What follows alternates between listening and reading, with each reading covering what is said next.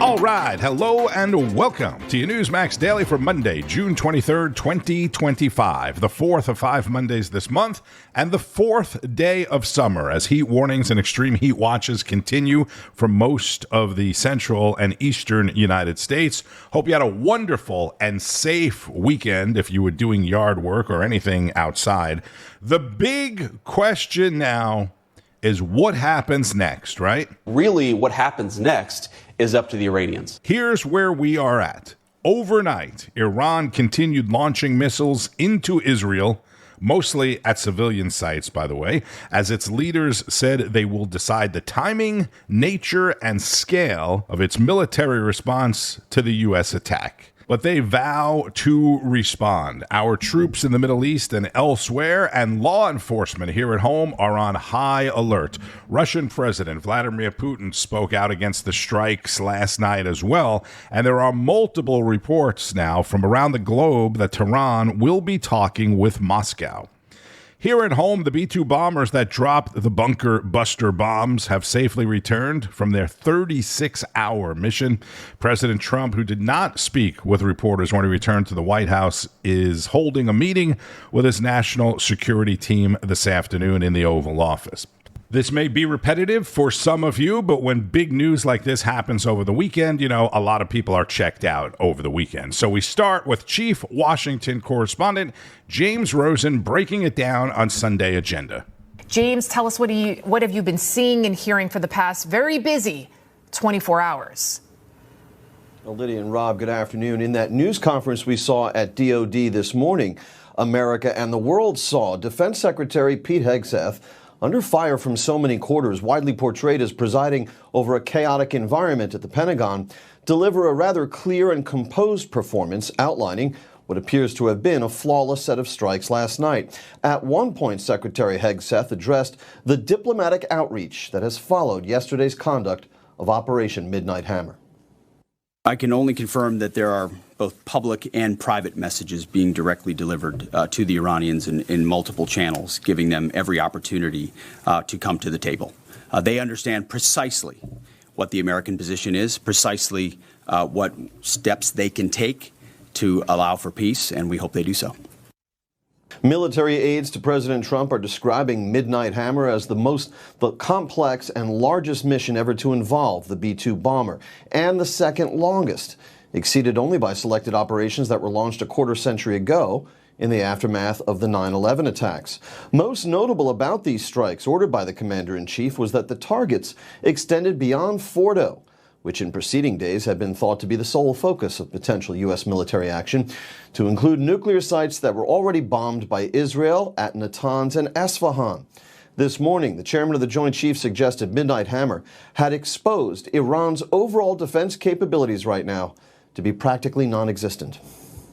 Following weapons release, the Midnight Hammer strike package exited Iranian airspace and the package began its return home. We are unaware of any shots fired at the package on the way out. Iran's fighters did not fly, and it appears that Iran's surface-to-air missile systems did not see us. Senior U.S. officials are making clear, in short, in the wake of the apparent success of these strikes, that they had objectives that went well beyond Iran. This mission was aimed at restoring American deterrence in the Middle East, reaffirming the U.S.-Israel alliance, and drawing a bright red line for future governments that might consider attempting to achieve a nuclear weapons capability through clandestine operations. That is Newsmax senior Washington correspondent James Rosen, who will be keeping us up to date on all developments in Washington throughout the day today. In case you missed it, I do want to play a little more of the Defense Department briefing from Sunday morning. Just like Soleimani found out in the first term, Iran found out when POTUS says 60 days that he seeks peace and negotiation, he means 60 days of peace and negotiation. Otherwise, that nuclear program, that nuclear capability will not exist. He meant it. This is not the previous administration. The President Trump said no nukes. He seeks peace, and Iran should take that path. He sent out a truth last night saying this: any retaliation by Iran against the United States of America will be met with force far greater than what was witnessed tonight.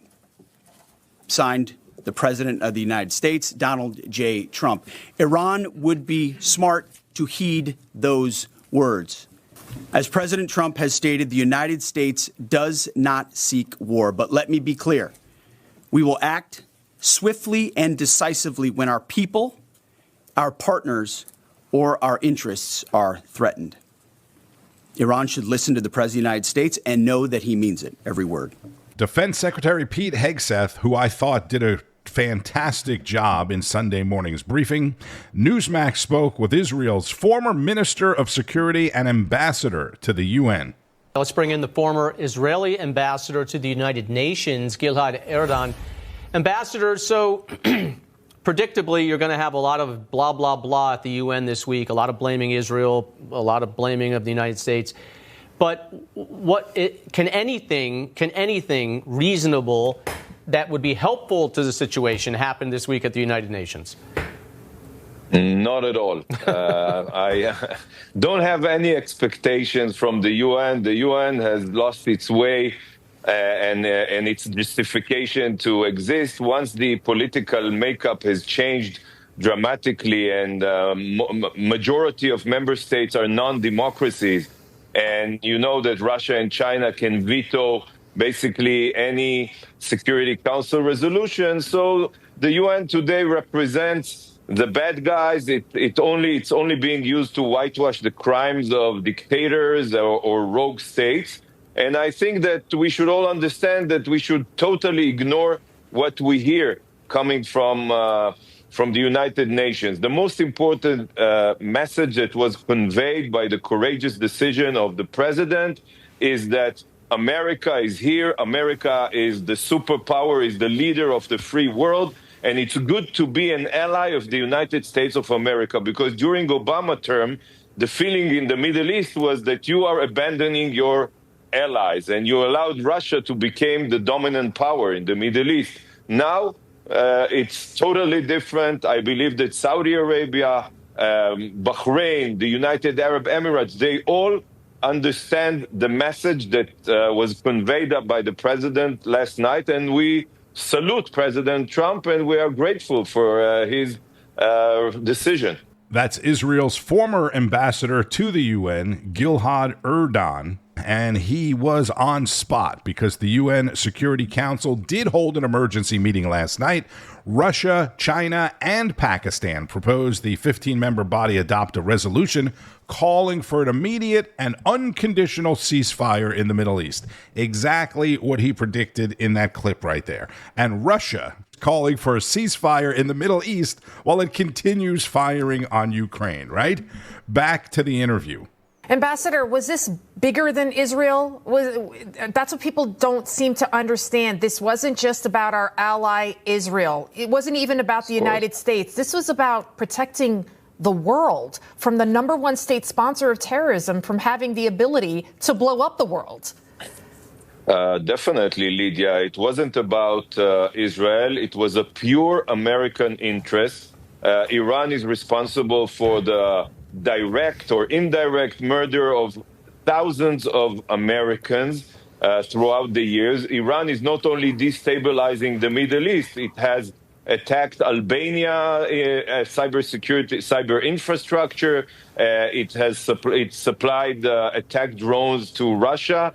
It has a strategic alliance with Russia and China, your rivals. As you said, Iran is the number one state sponsor of terrorism. So by removing this danger of such a dangerous country acquiring nuclear capabilities, the president has basically removed an imminent existential threat not only to Israel, but to the entire world. And as my colleague, as Malcolm pointed out, they were developing intercontinental ballistic missiles. Why do they need intercontinental? Iran and Israel are on the same continent. They were aiming to target European targets and later on your country.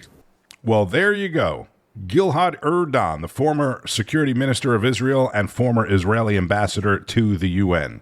The president, the vice president, and Secretary Rubio all insisted over the weekend this was strictly about eliminating Iran's nuclear capabilities. Vice President Vance reiterating that on ABC's This Week yesterday. We don't want to achieve regime change. We want to achieve the end of the Iranian nuclear program, John. That's America's objective, and that's what the president has set us out to do. If they're willing to choose the smart path, they're certainly going to find a willing partner in the United States to dismantle that nuclear weapons program. But if they decide they're going to attack our troops, if they decide they're going to continue to try to build a nuclear weapon, then we are going to respond to that with overwhelming force. So really what happens next is up to the Iranians. Then later in the day, Sunday, the president posted on Truth Social, "Why wouldn't there be a regime change? ?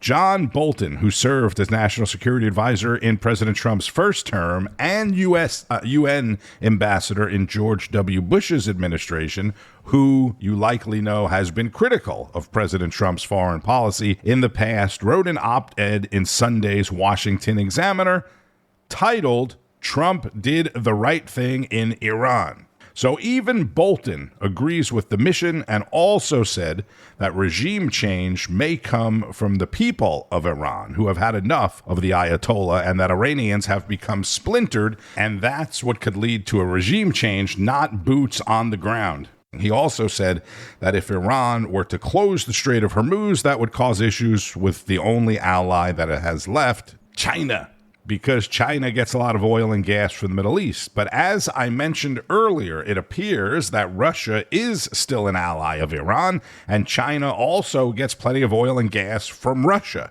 mostly through pipelines. So they could shut down the Strait of Hormuz. Washington is now asking China for help in convincing Iran to keep the Strait of Hormuz open. Would be shocking if China were to side with the United States over Iran. And as I mentioned, they get plenty of oil and probably could get more from Russia. So they could say, screw them, go ahead and shut it down. We'll just get more oil and gas from Russia. That brings us to Tom Basile, host of America Right Now, who explains why America's real war is with China. This is a little bit long, but it is so good. It's such an eye-opener for folks that don't really know. It's on the spot, so pay close attention. But while our focus is again on the Middle East, we cannot forget the current conflict with China.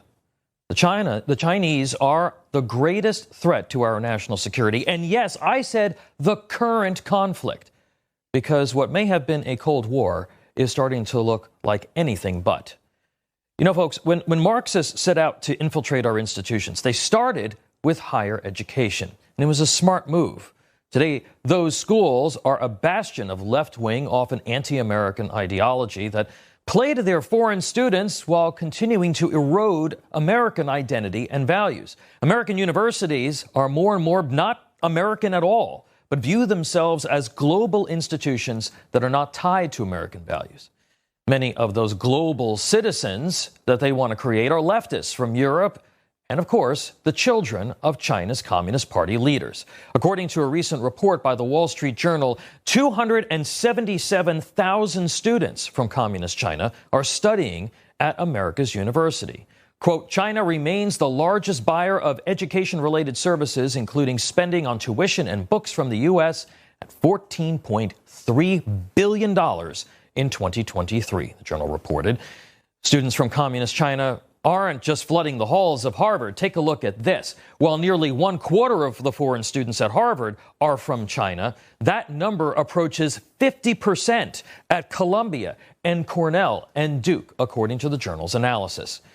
We are literally training the next generation of leaders of our greatest strategic adversary in our own country and denying American seats at those institutions to do it. Now, when you consider that the per capita annual income of the average Chinese citizen is less than $14,000 a year, it becomes very clear that these students who pay full tuition at these schools are being either subsidized heavily by the CCP or are members of the elite ruling class connected to the party. Every one of those students needs permission from the communist government to leave the country, and they all must accede to the government's directives to provide information or conduct even subtle espionage operations should they be requested to do so by the government.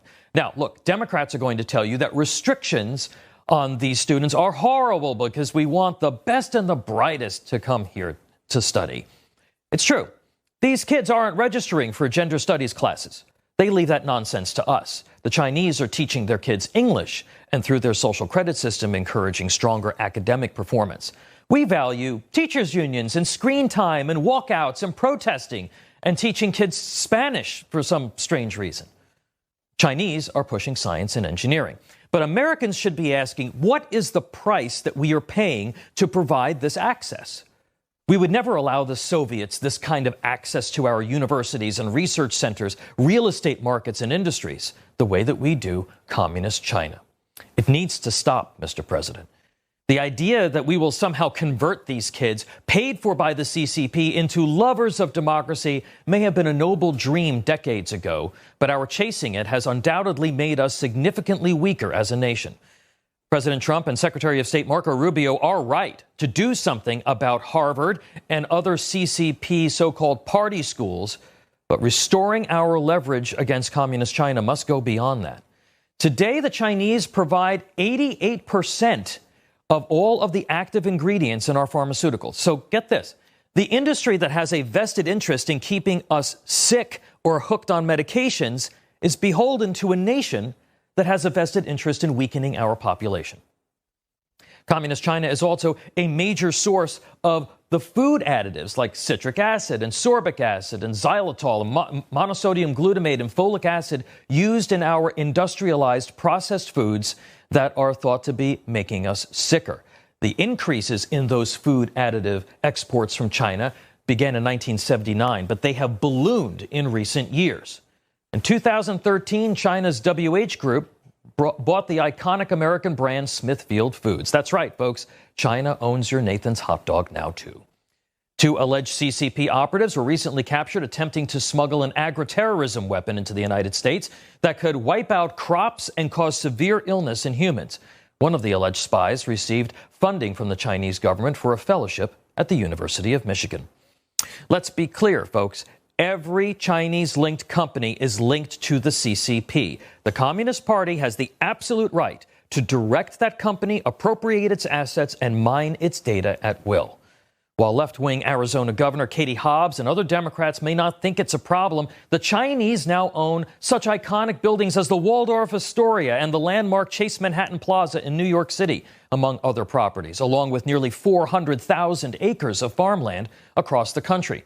A Chinese concern even purchased President Trump's alma mater, the former New York Military Academy near West Point, reportedly in an effort to push influence operations in the United States. Restrictions on Chinese ownership of real property of any kind deserves serious consideration from the Trump administration and Congress. Great info from Tom Basile, host of America Right Now. That's 9 a.m. Saturday mornings, 9 Eastern on Newsmax. And you will occasionally catch Tom, who worked in the George W. Bush White House, doing other special projects and broadcasts on Newsmax as well. There was not one single thing that he mentioned there that doesn't make you scratch your head, right? It's just dumb. We stopped buying anything made by Smithfield Foods a long time ago. And they do sell a lot of their products under different labels. So you have to really be careful, check all the labels, see what comes from China and what doesn't. If you buy a lot of frozen fish, a lot of that comes from China, by the way. But Tom really surprised me with the Nathan's hot dogs. As a native New Yorker, I love Nathan's hot dogs and I buy Nathan's hot dogs. Now I have to look into that. I have long talked about how selling farmland or any land in the United States to China is just absurd, right? For example, China owns land in Florida, where I now live, that is roughly 25 miles or so away from MacDill Air Force Base. You may not be familiar with that name if you don't live in Florida or if you're not in the military, but MacDill Air Force Base is also the home of CENTCOM, Central Command. How ridiculous is that? Governor DeSantis has put an end to China buying land in Florida, as some other governors, Republican governors mostly, and senators have done in other states. But other states, mostly blue states, as Tom pointed out, are still allowing for China to buy farmland. On Wall Street, the stock markets were in the red and then swung to the green. Not much, but slightly higher. Oil, of course, is slightly higher. Bitcoin and other major cryptocurrencies are higher now as well after taking a big drop over the weekend. Bitcoin is up over 101,000 after dropping below 100,000 on Saturday night. XRP is all the way back down to $2. Congratulations to the Oklahoma City Thunder coming from behind to beat the Indiana Pacers in last night's Game 7 of the NBA Finals. Congratulations, you're the 2025 NBA champions. That's NBA Commissioner Adam Silver. It's the Thunder's first ever championship. And yes, if you are a big basketball fan, the franchise used to be the Seattle Supersonics, who won a championship back in the 70s before you reach out on Twitter at @radio_Marino to say, oh, no. But it is the first championship as the Oklahoma City Thunder, and probably the first championship of any kind in Oklahoma City. The Stanley Cup champion Florida Panthers had their champions parade over the weekend. A couple of 100,000 people attending that along the beach. And Chase Briscoe won yesterday's rain-delayed NASCAR race in Pocono, Pennsylvania. Denny Hamlin was second. This weekend's race is in Atlanta. All right, be sure to keep up with all of the news and breaking developments throughout the day. As I mentioned, President Trump meeting with the national security team at the White House. That obviously going to be the lead story of the day on Newsmax, N2, and at NEWSMAXDaily.com. The news starts each and every morning with Wake Up America, followed by National Report Newsline with Bianca De La Garza at noon, American Agenda, Chris Salcedo, Carl Higbee, to Greta Van Susteren, to Rob Schmidt, Finnerty, Greg Kelly, The Right Squad, and much, much more. Also want to give a shout out to Ed Henry and Bianca De La Garza, who had fantastic on-the-spot, wall-to-wall coverage Saturday night right after the U.S. strike on Iran. I'm Tony Marino. As always, thank you for listening. Please share the podcast with friends, family, and anybody else. Enjoy the rest of your Monday. Pay attention. And keep on fighting the good fight. News breaks every minute, every day. You need the app, the Newsmax app. Find it free on your smartphone store. Then watch us anytime, anywhere. Information. Truth. Is freedom. Is Newsmax. It's real news for real people.